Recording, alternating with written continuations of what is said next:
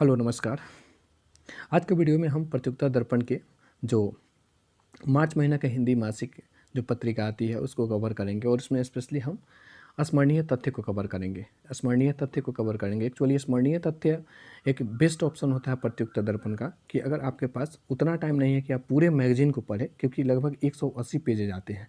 उतना टाइम नहीं है कि अगर आप पूरे मैगजीन को पढ़ें, तो जो स्मरणीय तथ्य है एक बेस्ट ऑप्शन प्रोवाइड करता है कि आप केवल स्मरणीय तथ्यों को पढ़कर, ठीक है, इसमें इंपॉर्टेंट जो फैक्ट होते हैं उसको याद कर लगभग 60 to 70% क्वेश्चन पर कमांड कर सकते हैं। तो आइए शुरुआत करते हैं।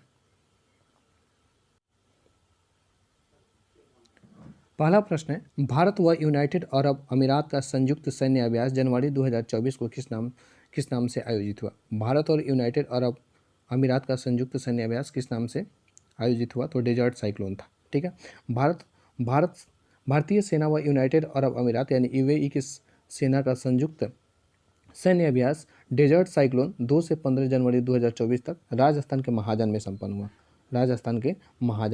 हुआ। ठीक है, भारत 2 नंबर प्रश्न है कि भारतीय रक्षा अनुसंधान एवं विकास संगठन यानी डीआरडीओ ने 100 दिन में बनाई गई 500 मीटर तक मार करने वाली किस अत्याधुनिक राइफल को 9 जनवरी 2024 को लॉन्च किया है? तो ये उग्रम एक राइफल है। ठीक है, 100 दिन में बनाई गई 500 मीटर तक मार करने वाली अत्याधुनिक राइफल है। 7.62 गुने 51 mm कैलिबर की राइफल का निर्माण डीआरडीओ की आयुध अनुसंधान एवं विकास प्रतिष्ठान एआरडीई ने हैदराबाद की एक private company Dvipa Armour India Private Limited द्वारा किया गया। ठीक है, 3 नंबर है, इंडियन स्पेस रिसर्च ऑर्गेनाइजेशन ने 1 जनवरी 2024 को किस पहले एक्सरे पोलरीमीटर सैटेलाइट को PSLV C58 द्वारा श्रीहरिकोटा आंध्र प्रदेश में सफल परीक्षण किया है? तो एक्सपोसैट है। ठीक है,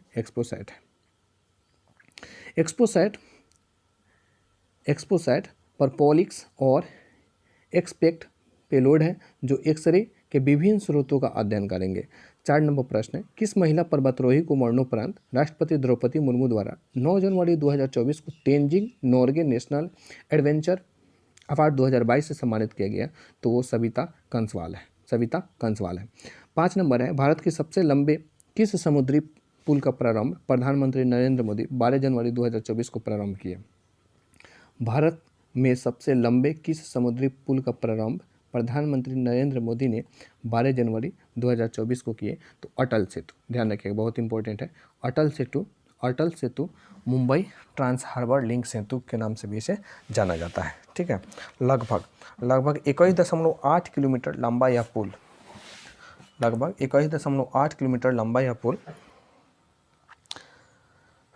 दक्षिण मुंबई को नवी मुंबई से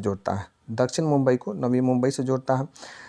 यह 2 घंटे की यात्रा को 15 से 20 मिनट का कर दिया है। इसे अटल बिहारी वाजपेयी सेवरी नहावा सेवा अटल सेतु के नाम दिया गया है। अटल बिहारी वाजपेयी सेवरी नहावा सेवा अटल सेतु नाम दिया गया है। ठीक है, केंद्रीय आवास एवं शहरी मंत्रालय के 11 जनवरी 2024 को दिए गए स्वच्छता सर्वेक्षण पुरस्कारों में लगातार किस शहर को 7वीं बार तथा किसे पहली बार सर्वाधिक स्वच्छ शहर पुरस्कार दिया गया है? तो इंदौर को। बहुत इंपॉर्टेंट प्रश्न, ध्यान रखिएगा कि केंद्रीय आवास एवं शहरी मंत्रालय के 11 जनवरी 2024 को दिए गए स्वच्छता सर्वेक्षण पुरस्कारों में लगातार किस शहर को 7वीं बार तथा किसे पहली बार सर्वाधिक स्वच्छ शहर का पुरस्कार दिया गया है? तो इंदौर को 7वीं बार सबसे स्वच्छ शहर का पुरस्कार मिला है, जबकि सूरत को पहली बार सर्वाधिक स्वच्छ शहर को पुरस्कार मिला है। मध्य प्रदेश के इंदौर और गुजरात के सूरत शहर को संयुक्त रूप से भारत के सबसे स्वच्छ शहर का पुरस्कार दिया गया है। इंदौर ने 7वीं बार और सूरत ने पहली बार यह पुरस्कार जीता है। नवी मुंबई को देश का तीसरा सबसे स्वच्छ पुरस्कार शहर घोषित किया गया है। नवी मुंबई को देश का तीसरा सबसे स्वच्छ शहर का पुरस्कार दिया गया है। 7 नंबर प्रश्न है, रक्षा मंत्री राजनाथ सिंह ने 1 जनवरी 2024 को उत्तर प्रदेश के किस स्थान पर देश के पहले बालिका सैन्य स्कूल सनवीद गुरुकुलम गर्ल्स सैनिक स्कूल का उद्घाटन किया है? तो वृंदावन मथुरा। कहाँ? तो वृंदावन मथुरा। वृंदावन में सविंद गुरुकुलम गर्ल्स सैनिक स्कूल का प्रारंभ किया गया है। रक्षा मंत्रालय के अनुसार सनविद गुरुकुलम सैनिक स्कूल में 870 बालिका विद्यार्थियों को शिक्षा एवं प्रशिक्षण प्रदान किया जाएगा। 8 नंबर प्रश्न है, भारत के राज्यों के पुलिस महानिदेशक, डायरेक्टर जनरल और महानिरीक्षकों, इंस्पेक्टर जनरल को सम्मेलन 5 से 7 जनवरी 2024 को राजस्थान के किस नगर में संपन्न हुआ? तो ये जयपुर में संपन्न हुआ। ठीक है, उसके बाद आगे बढ़ते हैं हम 9 नंबर में। भारतीय राष्ट्रीय कांग्रेस पार्टी के राहुल गांधी ने जनसंपर्क के लिए मणिपुर के थामल से किस यात्रा को 14 जनवरी से प्रारंभ किया है? 14 जनवरी से किस यात्रा को प्रारंभ किया है? तो भारत जोड़ो न्याय यात्रा को शुरू किया। भारत जोड़ो न्याय यात्रा को शुरू किया है। भारत जोड़ो न्याय यात्रा 20 मार्च 2024 को 14 राज्यों और 85 जिलों की यात्रा करते हुए मुंबई पहुंचेगी। 14 राज्य और 85 जिलों की यात्रा करते हुए मुंबई पहुंचेगी। यह यात्रा राहुल गांधी द्वारा पिछले वर्ष की गई भारत जोड़ो यात्रा का ही दूसरा संस्करण है। भारत जोड़ो न्याय यात्रा इस बार हो रहा है। ठीक है, 10 नंबर प्रश्न है, भारत सरकार ने अपनी योजनाओं को जनता तक पहुंचाने के लिए झारखंड से 15 नवंबर 2023 को किस यात्रा को प्रारंभ किया है, जो 25 जनवरी 2024 को समाप्त हुई? तो विकसित भारत संकल्प यात्रा। विकसित भारत संकल्प यात्रा। इस यात्रा के दौरान एक सूचना वैन के सभी ग्राम पंचायतों और अन्य स्थानीय निकायों में पहुंची तथा वहां आयुष्मान भारत योजना जैसी केंद्रीय सरकार की 20 योजनाओं का लाभ उठाने के लिए जनता को जानकारी दी और उनको योजनाओं की सदस्यता भी प्रदान की। 11 नंबर है, अंतर्राष्ट्रीय पतंग महोत्सव मकर संक्रांति के अवसर पर जनवरी 2024 एक सप्ताह तक गुजरात में कहाँ आयोजित किया गया? तो यह हर साल अहमदाबाद में आयोजित किया जाता है। 1989 से प्रतिवर्ष अहमदाबाद में आयोजित होने वाला अंतर्राष्ट्रीय पतंग महोत्सव ने इस वर्ष 55 देशों 153 पतंगबाजों ने भाग लिया था। विकलांगों लोगों के लिए इंटरनेशनल पर्पल फेस्ट, जिसमें 8000 व्यक्तियों ने भाग लिया, 8 से 13 जनवरी 2024 को कहाँ संपन्न हुआ? तो यह गोवा में संपन्न हुआ। ठीक, 13 नंबर प्रश्न है, 2024 के हेनले पासपोर्ट इंडेक्स में भारत के पासपोर्ट का विश्व के शक्तिशाली पासपोर्ट की सूची में कौन सा स्थान है? तो भारत का 80वां स्थान है। भारत के पासपोर्ट का 80वां स्थान है। भारत का 2023 में हेनले इंडेक्स में 84वां स्थान था, जो 2024 में 80वां हो गया है। भारतीय पासपोर्ट धारक 62 देशों में वीज़ा की यात्रा कर सकते हैं। भारतीय पासपोर्ट धारक 62 देशों में बिना वीज़ा की यात्रा कर सकते हैं, इस बात को ध्यान रखिएगा। 14 नंबर प्रश्न है, अयोध्या में नवनिर्मित श्री राम मंदिर में श्री राम लला की मूर्ति की प्राण प्रतिष्ठा कब की गई? तो 22 जनवरी 2024 को की गई।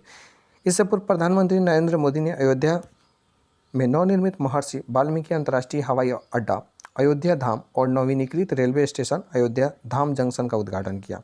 खेलो इंडिया यूथ गेम्स 19 से 31 जनवरी तक भारत के किस राज्य में पहली बार आयोजित हुआ? खेलो इंडिया यूथ गेम तमिलनाडु में आयोजित हुआ। यूथ गेम्स का उद्घाटन प्रधानमंत्री नरेंद्र मोदी ने चेन्नई में जवाहरलाल स्टेडियम में 19 जनवरी को किया। यह खेल तमिलनाडु के चेन्नई, कोयम्बटूर, मदुरई और त्रिची शहरों में आयोजित किए गए। इनमें लगभग 5500 युवा खिलाड़ियों ने भाग लिया। अब अंतर्राष्ट्रीय खबरों को देखते हैं। बांग्लादेश के संसदीय चुनाव में विपक्षी दल के बीएनपी को बहिष्कार के बाद अवामी लीग पार्टी की जीत के बाद किस महिला नेता ने पुनः जनवरी 2024 में प्रधानमंत्री पद संभाला? तो शेख हसीना ने। ठीक है, शेख हसीना बांग्लादेश के संस्थापक और राष्ट्रपति शेख मुजीबुर रहमान की पुत्री है। वह 1996 से 2001 तक तथा 2009 से लगातार अब तक प्रधानमंत्री पद पर आसीन है। पहली बार एलन मस्क की कंपनी स्पेस एक्स के फाल्कन 9 रॉकेट से किस भारतीय उपग्रह की प्रक्षेपण इस वर्ष प्रस्तावित है? तो GSAT-20। ठीक है, GSAT-20 और इसका नया नाम है GSAT-N2। इसरो की व्यावसायिक सहायक company new space India limited की 3 जनवरी 2024 की घोषणा के अनुसार संचार उपग्रह GSAT-N2 का प्रक्षेपण स्पेस एक्स द्वारा किया जाएगा। बहुत इंपॉर्टेंट है, इसको ध्यान रखिएगा। 3 नंबर प्रश्न है, अब तक के टेस्ट क्रिकेट के इतिहास में सबसे कम यानी 107 ओवर अर्थात 642 में समाप्त होने वाला पहला टेस्ट मैच जनवरी 2024 में केप टाउन में किसके बीच संपन्न हुआ? तो भारत और साउथ अमेरिका के बीच संपन्न हुआ। भारत और साउथ अफ्रीका के बीच संपन्न हुआ। सूर्य के अध्ययन के लिए इसरो द्वारा प्रेषित सैटेलाइट आदित्य L1 को 6 जनवरी 2024 को सफलतापूर्वक किस पॉइंट पर स्थापित किया गया? तो लैग्रेंज पॉइंट। किस पर स्थापित किया गया? लैग्रेंज पॉइंट 1 पर स्थापित किया गया। सूर्य की गतिविधियों के पास से अध्ययन करने के लिए आदित्य L1 का प्रक्षेपण इसरो ने 2 सितंबर 2023 को सतीश धवन अंतरिक्ष केंद्र से किया था। 6 जनवरी 2024 को अपने पूर्व नियत हेलो ऑर्बिट में स्थित लैग्रेंज पॉइंट L1 पर सफलतापूर्वक पहुंच गया है। 6 जनवरी को पहुंच गया है और 2 सितंबर को क्या किया था? इसको प्रक्षेपित किया गया था। कैलिफोर्निया अमेरिका में 7 जनवरी 2024 को प्रदान किए गए 81वीं गोल्डन ग्लोब अवार्ड में ड्रामा श्रेणी में सर्वश्रेष्ठ फिल्म व निर्देशन के पुरस्कार सहित सर्वाधिक 5 पुरस्कारों में किस फिल्म को प्राप्त हुआ है? तो वे है ओपेनहाइमर। ठीक है। उसके बाद क्रिस्टोफर नोलन द्वारा लिखित निर्मित और निर्देशित ओपेनहाइमर फिल्म सैद्धांतिक भौतिक वैज्ञानिक जे रॉबर्ट ओपेनहाइमर के जीवन पर आधारित है। यूनेस्को वर्ल्ड हेरिटेज कमेटी का 46वां अधिवेशन 21 से 31 जुलाई 2024 में पहली बार कहाँ आयोजित किया गया? तो भारत में आयोजित किया गया। ठीक है। यूनेस्को की वर्ल्ड हेरिटेज कमेटी की पहली अधिवेशन कहाँ आयोजित किया गया है? तो भारत के नई दिल्ली में आयोजित किया गया है। विश्व धरोहर समिति WHC हर वर्ष एक बार विश्व धरोहर सम्मेलन का आयोजन करती है। किसी देश के स्थल या संपत्ति को विश्व धरोहर की लिस्ट में शामिल किया जाएगा या नहीं, इसका फैसला समिति करती है। किस देश ने ताइवान को चीन का ही भाग मानते हुए इसकी देश के रूप में मान्यता 15 जनवरी 2024 को समाप्त करने की घोषणा की है? किस देश ने ताइवान को चीन का भाग मानते हुए इसकी देश के रूप में मान्यता 15 जनवरी 2024 को समाप्त करने की घोषणा की है? तो वो नाउर देश है। ठीक है, नाउर देश है, ध्यान रखिएगा। मात्र 21 वर्ग किलोमीटर में फैले व 12,000 की जनसंख्या वाले विश्व के सबसे छोटे देश नाउर ने विवादित ताइवान जिसे चीन अपना ही भाग मानता है को पृथक राष्ट्र की मान्यता देने से इनकार कर दिया है। डेनमार्क में किस युवराज ने 15 जनवरी 2024 को वहां के राजा पद की ग्रहण किया है? तो फ्रेडरिक आंद्रे हेनरिक है। डेनमार्क के किस युवराज ने वहां राजा पद ग्रहण किया है? तो फ्रेडरिक आंद्रे हेनरिक। ठीक है। हेनली पासपोर्ट इंडेक्स के अनुसार किन देशों का पासपोर्ट सर्वाधिक शक्तिशाली है?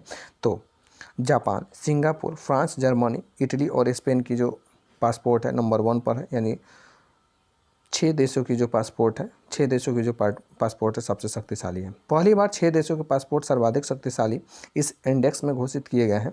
यह पासपोर्ट धारक 227 स्थानों में से 194 स्थानों पर बिना वीज़ा यात्रा कर सकते हैं। फिनलैंड, स्वीडन तथा साउथ कोरिया का दूसरा स्थान है। 10 नंबर प्रश्न है, 2024 military strength ranking power index में शीर्ष स्थान किस राष्ट्र की सेना को सर्वाधिक शक्तिशाली मानते हुए प्रथम स्थान दिया गया है? तो अमेरिका की सेना को। ठीक है। भारत के पड़ोसी देश पाकिस्तान में किस देश ने 16 जनवरी 2024 को मिसाइल और ड्रोन से एयर स्ट्राइक की? तो वह ईरान है। ठीक है, वह ईरान है। ईरान की सरकार पाकिस्तान की बिना अनुमति के पाकिस्तान के बालूचिस्तान प्रांत में ईरान के प्रतिबंधित आतंकवादी संगठन जैश अल अदल के मुख्य ठिकानों पर हवाई हमला किया। प्रत्युत्तर में पाकिस्तान ने ऑपरेशन मार्गबार सरमाचर के तहत ईरान के बलूचिस्तान अलगाववादी संगठन के ठिकानों पर हवाई हमला किया। ऑपरेशन, ध्यान रखिएगा, ऑपरेशन मार्गबार सरमाचर ये पाकिस्तान द्वारा चलाया गया। कूटनिरपेक्ष आंदोलन के सदस्य देशों का 19वां शिखर सम्मेलन 19-20 जनवरी 2024 को कहाँ आयोजित किया गया? तो यह कंपाला यानी युगांडा की राजधानी कंपाला में आयोजित किया गया। ध्यान रखिएगा, बहुत इंपॉर्टेंट है। कूटनिरपेक्ष आंदोलन का 19वां शिखर सम्मेलन कंपाला या युगांडा में आयोजित किया गया। 1961 में स्थापित 120 देशों के संगठन जिसमें संस्थापकों में भारत भी सम्मिलित था का 19वां शिखर सम्मेलन युगांडा की राजधानी कंपाला में आयोजित किया गया है, जिसका विषय था साझा वैश्विक समृद्धि के लिए सहयोग। 13 नंबर प्रश्न, G77 संगठन के सदस्यों का तीसरा दक्षिण सम्मेलन 21 से 23 जनवरी 2024 को कहाँ आयोजित किया गया? तो कंपाला युगांडा में ही। G77 संगठन की पहली साउथ समिट अप्रैल 2000 में हवाना, क्यूबा तथा दूसरी जून 2005 में दोहा, कतर में हुई थी। कंपाला में आयोजित तीसरी समिट का theme leaving no one behind था, लिविंग नो वन बिहाइंड था, लिविंग नो वन बिहाइंड था। इसी के साथ ये भी सेगमेंट समाप्त होता है। तो कैसा लगा आपको ये मेरा प्रयास? चलिए पढ़ते रहिए, आगे बढ़ते रहिए, मस्त रहिए, खुश रहिए। तब तक के लिए गुड नाइट, मिलते हैं अगले वीडियो में।